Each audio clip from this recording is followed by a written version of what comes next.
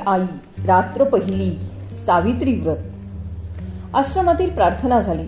सारे सोबती सभोवती मंडलाकार बसले होते। श्यामच्या मुखचंद्राकडे सर्वांचे डोळे लागले होते।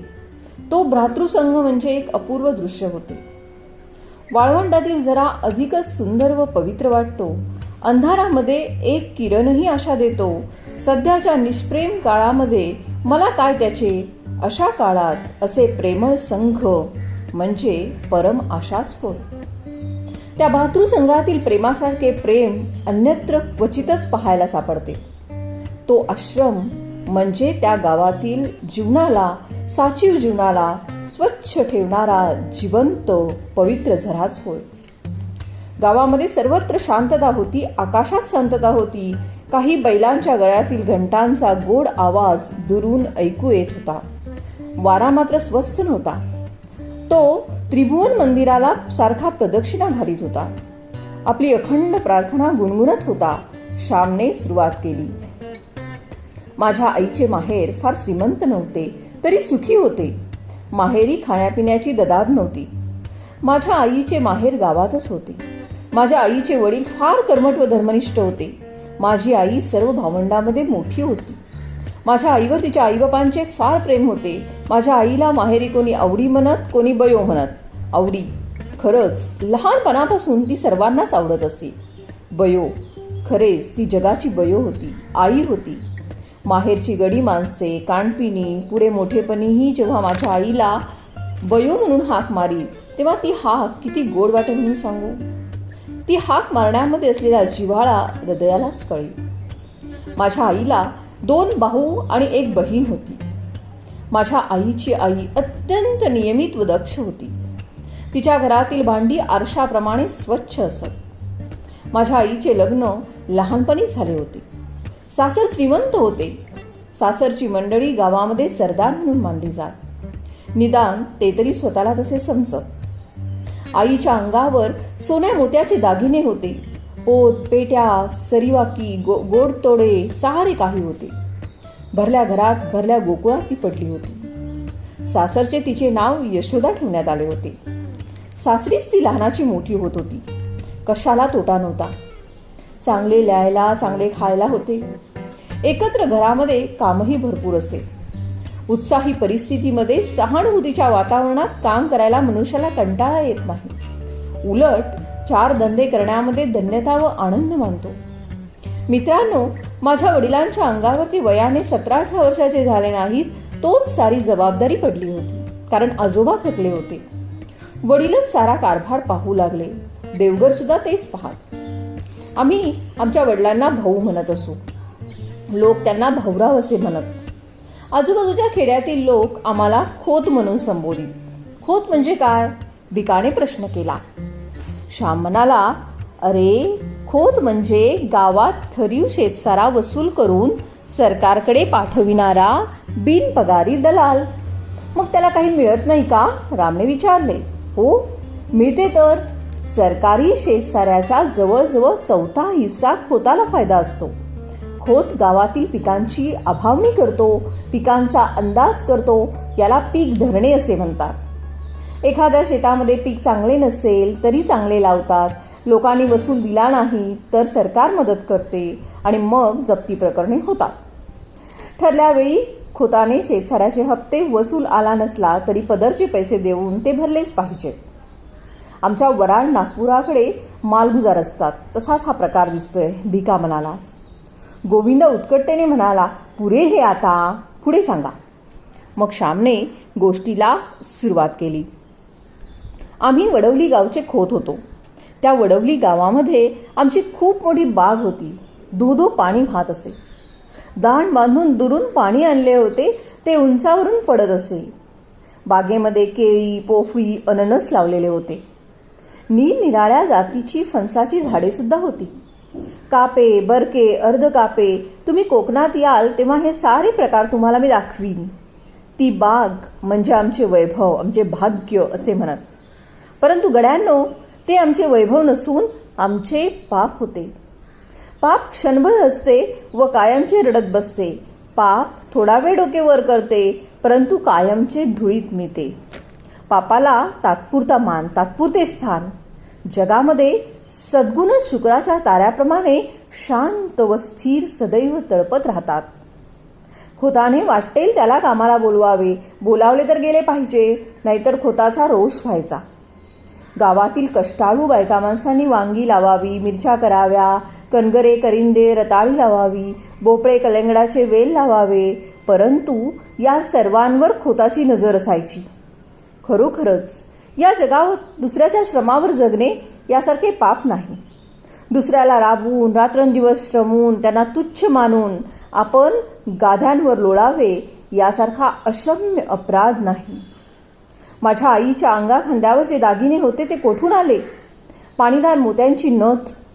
खेड्यातील गरीब बायकांच्या डोळ्यातील मोत्यांसारख्या मुलांच्या अश्रूंनी ती बनली होती. त्या गरीब लोकांच्या सोन्यासारख्या मुलांच्या तोंडावरील हास्य व अंगावरील बाळसे आणि तजेला हिरावून आणून माझ्या आईला सोन्याचे गोडतोडे करण्यात आले होते. परमेश्वराला हे सत्य माझ्या आईला पटवून द्यायचे होते. तो माझ्या आईला जागे करणार होता. माझे वडील स्वभावाने दृष्ट होते अशातला भाग नाही, परंतु पूर्वजांची प्रथा जी आहे त्यांनी चालू ठेवली. खोताच्या अवास्तव अधिकाराचा त्यांना अभिमान वाटे. कोणी ऐकले नाही तर त्यांना वाटे हे कुणबट माजले. कुणब्याला कुणबट म्हणायचे व म्हाराला म्हारडा म्हणायचे, अशी ही पद्धत ठरलेली. असे म्हणताना आपणच माजलो आहोत, सत्तांध झालो आहोत हे त्यांच्या लक्षातही येत नसे. वडिलांच्या हातात नवीनच कारभार आलेला, तथापि त्यांचा फारसा अनुभव नव्हता. खोतपणाच्या तोऱ्यात एखाद्या वेळेस वाटेल ते बोलून जात आणि अनेकांची मने दुखवली जात. पूर्वजांची ही पापे होतीच. पाप किंवा पुण्य काही मरत नाही. जगात काही फुकट जात नाही. जे पेराल ते पिकेल, जे लावाल ते फोफावेल, फळेल. एकदा काय झाले, ती अवसेची रात्र होती. भाऊ वडवलीला गेले होते. सकाळी 8 वाजता ते त्या गावी जाऊन पोहोचले होते. आज गावाला जाऊ नका, आज अवस आहे असं घरातल्या मंडळींनी सांगितलं. परंतु भाऊ म्हणाले, कसली अवस आणि कसला शनिवार, जे व्हायचे ते होणारच. प्रत्येक दिवस पवित्रच आहे आणि प्रत्येक दिवस देवाच्या घरूनच येतो. ते वडवलीस गेले. दिवसभर राहिले. 3 सांजा झाल्या ते घरी परत यायला निघाले. गरोब्याच्या एका म्हातारबाईने सांगितले, बहुधा 3 सांजा म्हणजे दैत्याची वेळ, यावेळेस जाऊ नको. त्यातून अवसेची काळ रात, बाहेर अंधार पडेल. तुम्ही नाल्याजवळ जाल तोच अंधार होईल. येथेच वस्तीला राहा. कोंबड्याला उठून थंड वेळेत जावा. भाऊंनी ते ऐकले नाही. ते म्हणाले, म्हातारे, अगं पायाखालची वाट, झाली रात्र म्हणून काय झाले, मी झपाझप जाईन आणि दूध काढतात तो घरी पोहोचे. भाऊ निघाले. बरोबर गडी होता. त्या म्हातारीचा शब्द जाऊ नका सांगत होता. फळणारी पापे चल राहू नको म्हणत होती. गावातील लोकांनी निरोप दिला. एक जण भेसूर हसला. काहींनी एकमेकांकडे पाहिले. भाऊ व गडी निघाले. अंधार पडू लागला. परमेश्वराचे, संतांचे, सतीचे अश्रू चमकू लागले आणि वडवली गावापासून 1.5 कोसावर एक पर्या होता. पावसाळ्यात त्याला उतार होत नसे. तो पर्या खोल दरीतून वाहत होता. त्याच्या आजूबाजूस किर्र झाडी होती आणि त्या झाडीमध्ये वाघ सुद्धा असे. तेथून दिवसाढवळ्या जायला नवशिक्यास भय वाटे, परंतु भाऊ निर्भयपणे तिथे जात होते. त्यांना भीती हा शब्दच माहीत नव्हता. भूत खेते, जीव जीवाणू कसलेच भय त्यांना कधीच वाटले नाही. भाऊ दरीजवळ आले. एकदम शीळ वाजली. भाऊ जरा चपापले. पाप हे भित्रे असते. झुडपातून अंगाला काव फासलेले मांग बाहेर पडले. भाऊरावांच्या पाठी सोट्या बसला आणि त्याच अशी ते मटकन खाली बसले. झटकन गडी पळत गेला. भाऊंना खाली पाडण्यात आले. मांगाच्या हातातील सुरे चमकत होते. भाऊंच्या छातीवर मांग बसला. चरचर मान चिरायची ती वेळ. करंदीच्या इतक्यात एका म्हातारीने ओरड केली, अरे बामणाला मारले, खोताला मारले, धावा. ते मांगही जरा भायले. भाऊ त्या मांगांना म्हणाले, नका रे मला मारू, मी तुमचे काय केले, सोडा मला. ही अंगठी घ्या, 100 रुपये घ्या, पण मला सोडा. म्हातारीच्या ओरडण्याने कोणीतरी येत आहे असे दिसले आणि कोणाची तरी चाहूल लागली. म्हणून मांगांनी त्या अंगठ्या सल्लेजोडी 100 रुपये घेतले आणि पोबारा केला. ते मांग काही खरेखुनी नव्हते. या कामामध्ये मुरलेले नव्हते, पण दारिद्र्यामुळे हे घोर कर्म करायला ते प्रवृत्त झाले होते. त्या क्रूर कर्माच्या मुळाशी दयाच होती, प्रेम होते. स्वतःच्या मुलाबाळांच्या प्रेमाने त्यांची खाखा दूर व्हावी म्हणून ते मांग तो खून करू पाहत होते.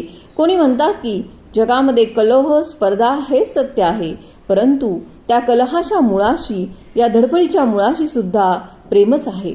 पण ते प्रेम संकुचित आहे एवढेच. सृष्टीचे अंतिम स्वरूप प्रेम आहे, युद्ध नाही. सहकार्य आहे, द्वेष वा मत्सर नाही. भाऊंच्या बरोबरचा गडी जो पळत सुटला तो थेट आमच्या पालगड गावी गेला. त्याने घाबऱ्या घाबऱ्या आमच्या घरी जाऊन सारी हकीकत सांगितली आणि आमच्या घरातील व गावातील पुरुष मंडळी लगेच चालून गेली. घरात बातमी येताच अकांत झाला. साऱ्यांच्या तोंडचे पाणीच पळाले. घरात दिवे लागले होते, परंतु साऱ्यांची तोंडे काळवंडली होती. कसचे खाणे नि कसले पिणे. तेथे तर प्राणाशी प्रसंग होता. त्यावेळेस आम्ही कोणी झालेलो नव्हतो. आईला समजू लागले. बायकांना लवकर समजू लागते. माझी आई ती सारी कथा आम्हाला सांगे.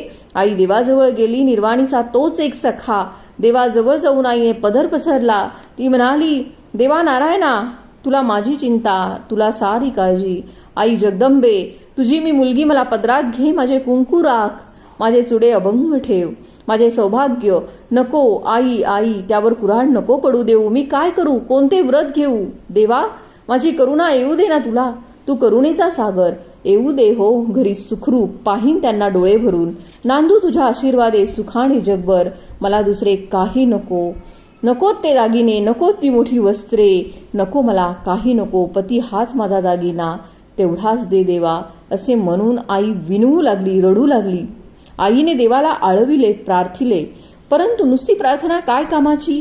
प्रत्येक गोष्टीमध्ये त्याग पाहिजे, व्रत पाहिजे. आणि माझ्या आईने त्या रात्री सावित्रीचे व्रत घेतले. मित्रांनो, जीवनाच्या कठीण प्रसंगी धीर द्यायला भारताच्या इतिहासामध्ये कितीतरी दिव्य स्त्री पुरुष रत्ने आहेत. राम आहे, हरिश्चंद्र आहे, सीता आहे, सावित्री आहे. तुम्ही इतिहासात लिहा किंवा लिहू नका, सावित्री अमर आहे. स्त्रियांना सदैव ती धीर देईल, मृत्यूशी झगडण्याचे धैर्य देईल. मनुष्याचा पवित्र व निर्मळ निश्चय मरणाजवळ झगडण्यासही बळ देत असतो. माझ्या आईचे सौभाग्य आले. भाऊ घरी आले त्या वर्षापासून आई हे सावित्रीचे व्रत करी. दरवर्षी ज्येष्ठी पुनव येण्याच्या आधी 2 दिवस ती उपवासाला सुरुवात करी. घेतलेले व्रत कधी सोडता येत नाही. या व्रतामध्ये वटपूजा करायची असते. आकाशाला कवटाळू पाहणाऱ्या चिरंजीव अक्षय वटाची पूजा करून अक्षय सौभाग्य मिळवायचे. वटवृक्षाप्रमाणे कुळ वाढवतो, जगाला छाया देवो, आधार देवो. वटवृक्ष उंच जाऊन स्वशरीराने देवाच्या पायाला स्पर्श करतो, त्याप्रमाणे कुळालाही वर जाण्याची, उन्नत होण्याची सदैव इच्छा असो. वटवृक्षास अनेक पारंब्या व तणावे फुटतात, त्याप्रमाणे कुळ विस्तार हो, कुळाला बळकटी येवो. या व अशाच शेकडो भावना या वटपूजेने कळत नकळत बायकांच्या जीवनामध्ये येत असतील. सावित्री व्रताचे दिवस जवळ येत चालले होते. माझी आई गंभीर होत होती. मी त्या संबंधीची एक आठवण सांगणार आहे. आतापर्यंतची प्रस्तावना होती. त्यावेळी मी 8-9 वर्षाचा होतो. सावित्री व्रताला आरंभ होणार होता. माझी आई हिवतापाने आजारी होती. हिवताप सारखा तिच्या पाठीसच लागला होता. आणि या व्रतामध्ये 3 दिवसामध्ये वडाला 108 प्रदक्षिणा घालायच्या असतात. आणि आईला जरा चालले तर घेरी येत होती. आईने श्याम अशी हाक मारली. मी आईजवळ गेलो आणि विचारले, काय आई, काय होते आहे का तुला? पाय चेपू का? आई म्हणाली, पाय नको रे चेपायला, मेले रोज चेपायचे तरी किती. तू सुद्धा कंटाळला असशील. पण मी तरी काय करू. आईचे ते करून शब्द ऐकून मला वाईट वाटले. मी रडू लागलो. आई पुन्हा म्हणाली, श्याम, तू दिवसभर काम करून दमतोस पण उद्यापासून तुला आणखी एक काम 3 दिवस करायला सांगणार आहे. करशील ना रे बाळा तू? कोणते काम? आई, मी कधीतरी नाही म्हटले आहे का? मी म्हटली. आई गहीवरून म्हणाली, नाही रे बाळा, तू कधी सुद्धा नाही म्हणत नाहीस. हे बघ, उद्यापासून वटसावित्रीचे व्रत सुरू होईल. मला वडाला 108 प्रदक्षिणा घालता येणार नाहीत. मला भोवळ येईल. कशी तरी पारावर तुझा हात धरून मी जाईन, पूजा करीन, 3 प्रदक्षिणा घालीन आणि बाकीच्या प्रदक्षिणा तू घाल बाळ. असे म्हणून आईने माझा हात आपल्या हातात घेतला. प्रेमळ व करुण अशा दृष्टीने तिने माझ्याकडे पाहिले. आई, माझ्या प्रदक्षिणा कशा ग चालतील? मी विचारले. चालतील बाळ. देवाला डोळे आहेत. देव काही मेला नाही. त्याला सारे काही समजते, कळते. तू म्हणजेच मीच नाही का? अरे, तू माझ्या पोटचा गोळा आहेस. माझाच जणू भाग, माझेच जणू तू रूप आहेस. तू प्रदक्षिणा घालशील त्या माझ्याच होतील. मी दुबळी आजारी आहे हे देवाला माहीत आहे.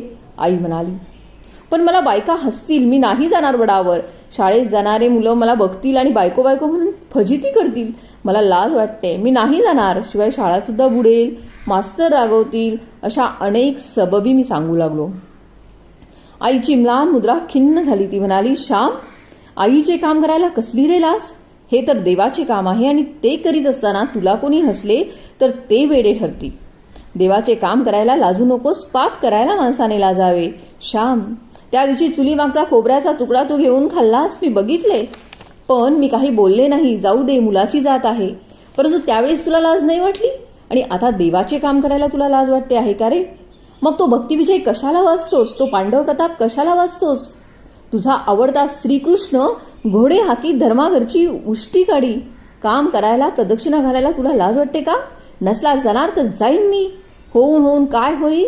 मी भोवळ येऊन पडेल, मरेन, सुटेन एकदाशी. देवाजवळ तरी जाईन. परंतु श्याम, तुमच्यासाठी जगते रे, असे म्हणून आईने डोळ्याला पदर लावला. आईचे शब्द माझ्या मनामध्ये खोल गेले. माझे हृदय विरघळले, पाझरले, पावन झाले. देवाचे काम करायला लाजू नकोस. पाप करण्याची लाज धर. थोर शब्द. आजही मला ते शब्द आठवत आहेत. आणि आजकाल या शब्दांची किती जरुरी आहे. देवाच्या कामाची, देशाच्या कामाची, भारत मातेच्या कामाची आम्हाला लाज वाटते. परंतु वाईट पुस्तकं वाचण्याची, वाईट सिनेमा पाहण्याची, तपकीर ओढण्याची, विडी सिगारेट ओढण्याची, सुपारी खाण्याची, व्यसन करण्याची आम्हाला लाज वाटत नाही.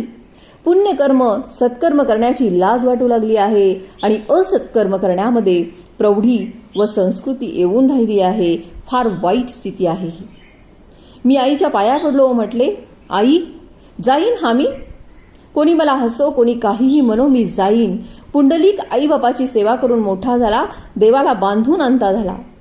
तुझे काम करून मला तुझा व देवाचा लाडका होऊ दे. शाळेतले मास्तर रागवले, त्यांनी मारले तरी चालेल. पण आई, तुझा माझा राग आला, वाईट वाटले. तुला वाईट वाटले? असे केविलवाने मी विचारले. नाही हा बाळ, मी तुझ्यावर कशाला रागवेन? मला तुझ्यावर रागावताच येत नाही हा श्याम, आई म्हणाली. गड्यांनो, मी घरी असलो, वटसावित्री जर आली तर वडाला प्रदक्षिणा घालण्यास मी नेहमी जात असे. माझ्या आईचे त्या दिवशीचे शब्द मी कधीच विसरणार नाही. पाप करताना लाज वाटू दे आणि चांगले काम करताना कधीही लाजू नकोस.